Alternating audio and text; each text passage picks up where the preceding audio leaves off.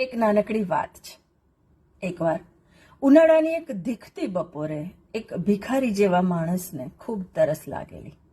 એ બજારમાં હતો અને આમ તેમ પાણી માટે ફાંફા મારતો હતો. એને એમ કે ક્યાંકથી મને જો કોઈ દુકાનમાંથી પાણી મળી જાય.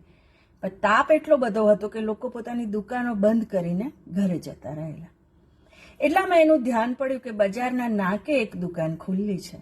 એ દોડતો ત્યાં ગયો અને જોયું તો દુકાનમાં ખાસ તો કોઈ હતું નહીં, પણ એક શેઠ હતા.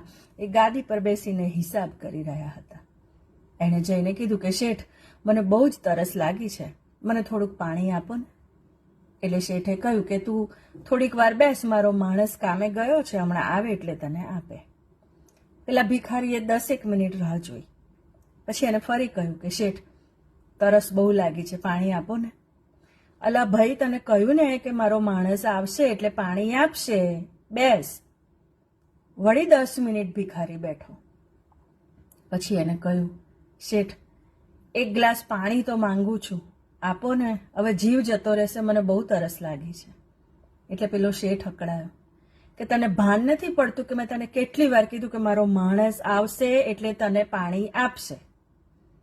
એટલામાં પેલા ભિખારીએ કહ્યું કે શેઠ, એક થોડીક વાર માટે તમે માણસ બની જાઓ ને, મને પાણી આપો ને. કહેવાનો અર્થ, ભણી ગણીને આમ તો આપણે ડૉક્ટર, એન્જિનિયર, ટીચર, બિઝનેસમેન બધું જ બનતા હોઈએ છીએ, પણ ક્યાંક માણસ બનવાનું ચૂકી જવાય છે.